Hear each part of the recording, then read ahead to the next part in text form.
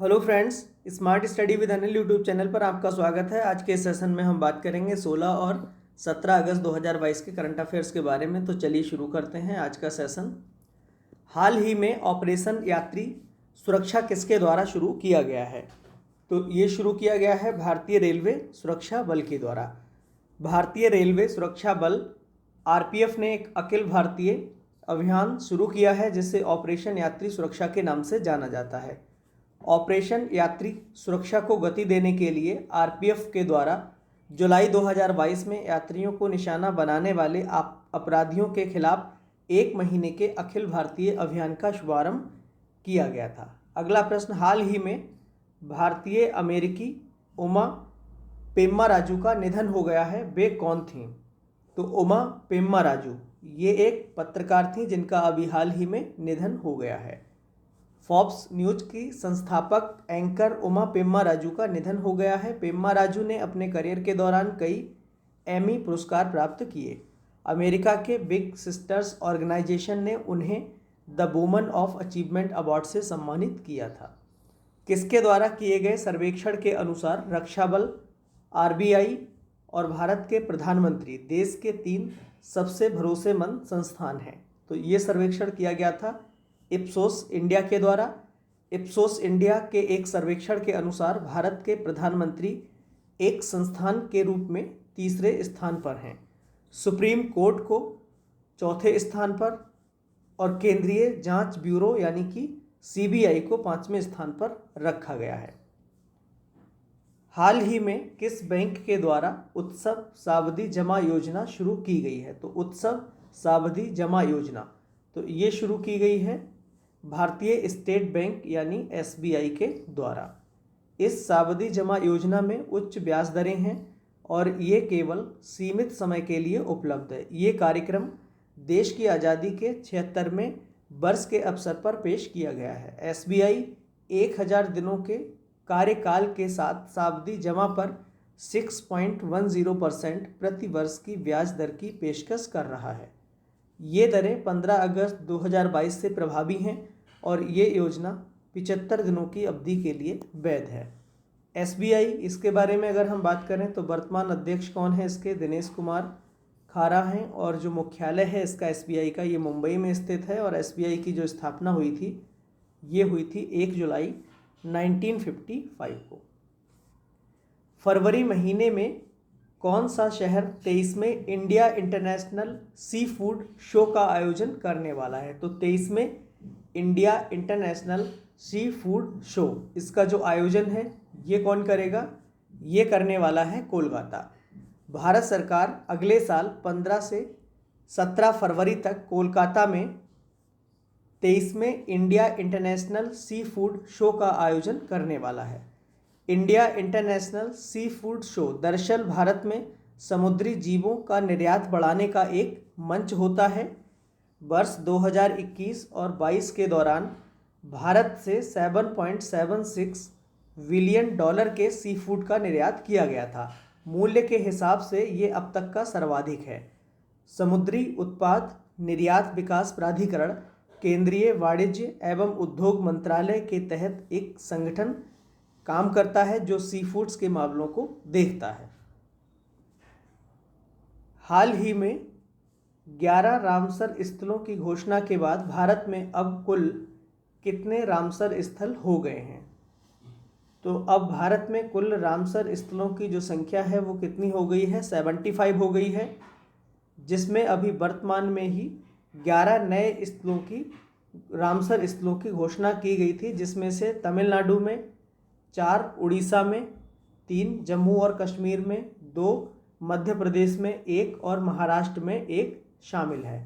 तमिलनाडु राज्य में अगर अब तक के कुल रामसर स्थलों की अगर हम बात करें तो सर्वाधिक हैं, सबसे अधिक रामसर स्थल हैं और ये कितने हैं? 14 रामसर स्थल जो हैं वो तमिलनाडु राज्य में हैं और इसके बाद उत्तर प्रदेश में 10 रामसर स्थल स्थित हैं। आगे बढ़ते हैं। हाल ही में राकेश झुनझुनवाला का निधन हो गया है, उनका संबंध किससे है? तो राकेश झुनझुनवाला, तो इनका जो संबंध था ये था शेयर मार्केट से। भय हंगामा मीडिया और एपटेक के चेयरमैन थे राकेश झुनझुनवाला ने हाल ही में आकाशा एयरलाइंस पर भी निवेश किया था। इसमें 40% हिस्सेदारी झुनझुनवाला के पास थी। अरुणाचल प्रदेश में तीसरा हवाई अड्डा, जो अब राज्य की राजधानी ईटानगर में निर्माणाधीन है, को अरुणाचल प्रदेश प्रशासन के द्वारा क्या नाम दिया गया है? तो अरुणाचल प्रदेश प्रशासन के द्वारा इसका जो नाम दिया गया है, ये दिया गया है डोनी पोलो हवाई अड्डा। चालू होने के बाद 2300 मीटर के रनवे के साथ राज्य का पहला हवाई अड्डा होगा, जो सबसे बड़े यात्री विमानों में से एक बोइंग 747 की लैंडिंग और टेक ऑफ के लिए उपयुक्त होगा। वर्तमान में पूर्वोत्तर क्षेत्र में अगर हम बात करें तो अभी 15 परिचालन हवाई अड्डे हैं, जिसमें से असम में कौन कौन से हैं? गुवाहाटी, सिलचर, डिब्रूगढ़, जोरहाट, तेजपुर, लीलाबाड़ी और रूपसी।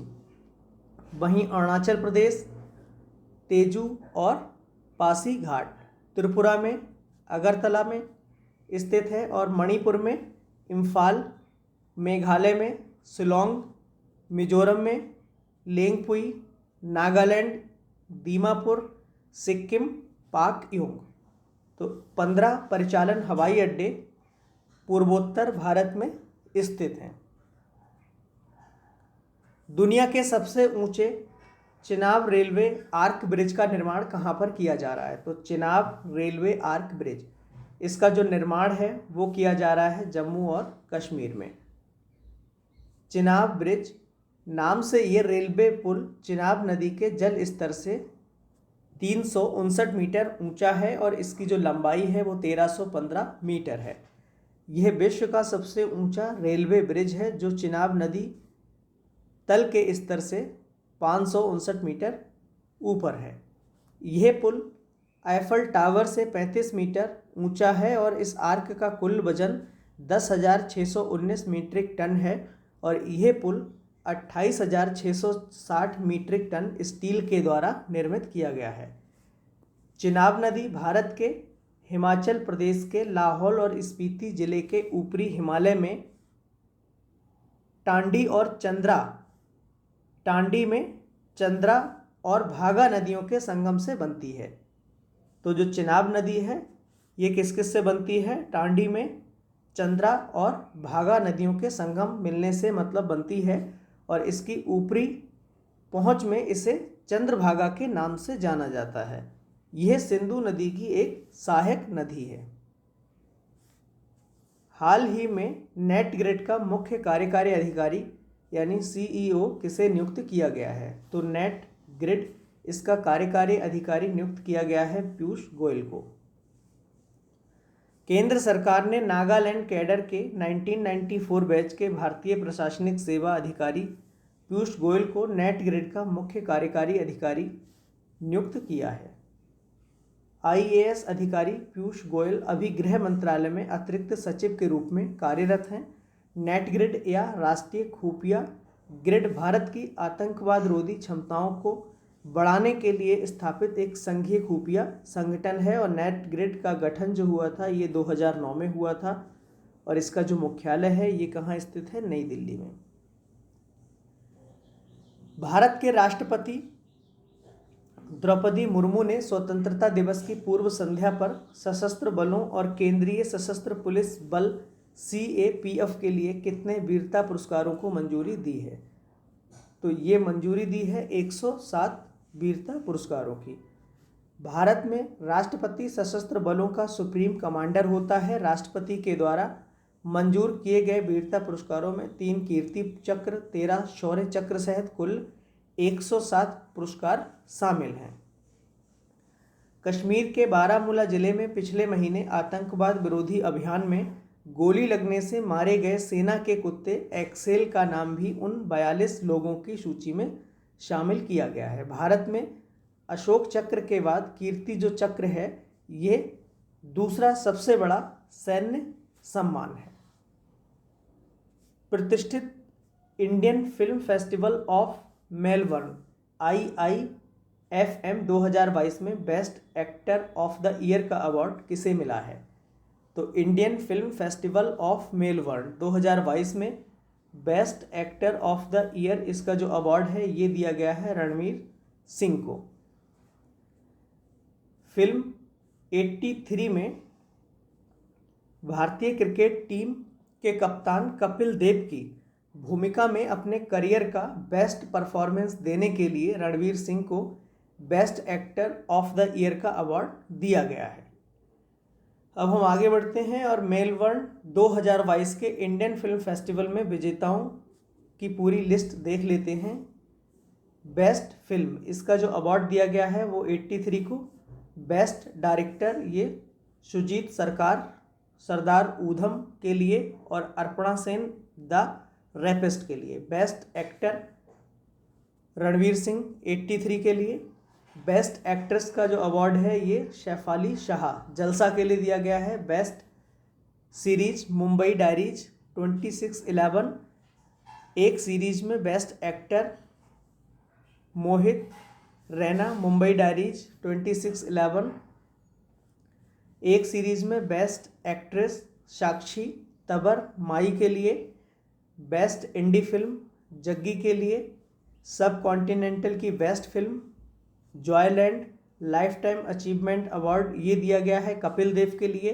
सिनेमा पुरस्कार में डिसरप्टर्स वाणी कपूर चंडीगढ़ करे आशिकी के लिए। सिनेमा पुरस्कार में इक्वलिटी ये जलसा के लिए दिया गया है और सिनेमा पुरस्कार में लीडरशिप अवार्ड जो है वो अभिषेक बच्चन को दिया गया है। तो आज के लिए बस इतना ही। धन्यवाद।